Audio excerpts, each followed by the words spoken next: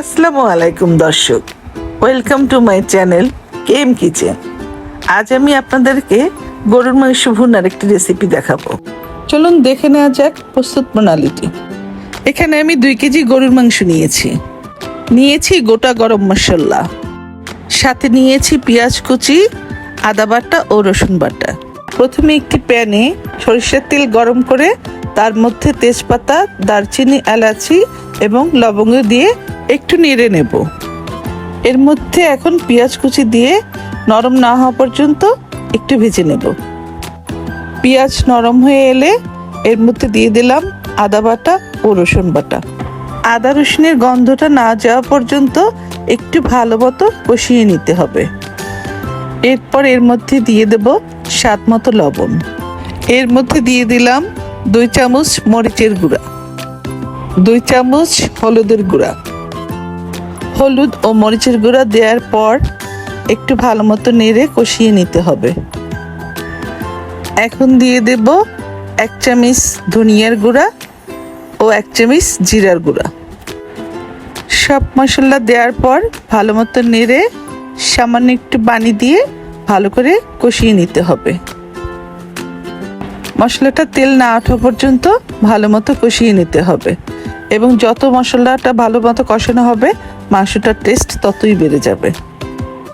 মশলা কষানোর এই পর্যায়ে এখন দিয়ে দেব আমার ঘরে তৈরি করা শাহি গরম মশলার গুঁড়া। মশলা কষানো হয়ে গেলে এর মধ্যে এখন দিয়ে দিচ্ছি আগে থেকে কেটে ধুয়ে রাখা গরুর মাংসটা দিয়ে এখন মশলার সাথে ভালো করে নেড়ে মিশিয়ে দিতে হবে।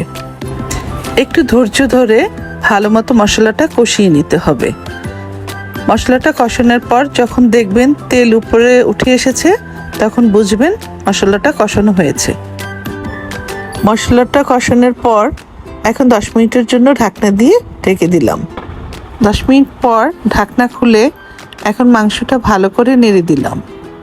মাঝে আমি ঢাকনা খুলে আরও 2 বার নেড়ে দিয়েছি, কারণ খেয়াল রাখতে হবে যেন মাংসটা নিচে না লেগে যায়, তাহলে মাংসের টেস্টটাই নষ্ট হয়ে যাবে। মাংস থেকে এখন যথেষ্ট পানি বের হয়ে গিয়েছে। এই পানিতেই আমি মাংসটা আরও ভালো করে কষিয়ে নেব যতক্ষণ না পানিটা টেনে যায়। আবারও 10 মিনিটের জন্য ঢাকনা দিয়ে ঢেকে দিলাম। এখন আবার একটু ঢাকনাটা খুলে মাংসটা চেক করতে হবে। মাংসটা এখন দেখলাম বেশ পানি শুকিয়ে এসেছে, মাংসটার তেল উপরে উঠে এসেছে। আমার মাংসটা কষানো হয়ে গেছে। কষানোর এই পর্যায়ে এখন এর মধ্যে একটু আদা বাটা দিয়ে দিলাম, 1/2 চামচের মতো। এই আদা বাটাটা দেওয়াতে মাংসের টেস্ট এবং ঘ্রাণ অনেক বেড়ে যাবে। তারপরে একটু পানি দিয়ে ঢাকনা দিয়ে আবার ঢেকে দিলাম। পানিটা অবশ্যই গরম পানি দিতে হবে।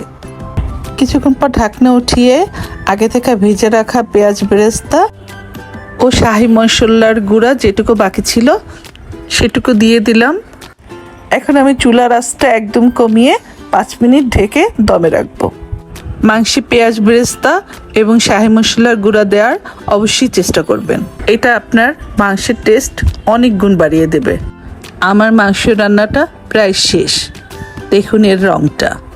এখন আমি আপনাদেরকে মাংসটা পরিবেশন করে দেখাচ্ছি। গরম ভাত, পোলাও, রুটি বা নানের সাথে খেতে দারুণ লাগবে। আপনারা পরিবেশনের সময় উপর থেকে কিছুটা পেঁয়াজ বেরেস্তা ছড়িয়ে দিতে পারেন, তাতে দেখতে অনেক সুন্দর লাগবে। আপনারা নতুন হলে আমার চ্যানেলটা একটু সাবস্ক্রাইব করে দিবেন ও আমার পাশে থাকবেন, এবং বাসায় অবশ্যই ট্রাই করে জানাবেন আমাকে কেমন হয়েছে। সবাই ভালো থাকবেন। আল্লাহ হাফিজ।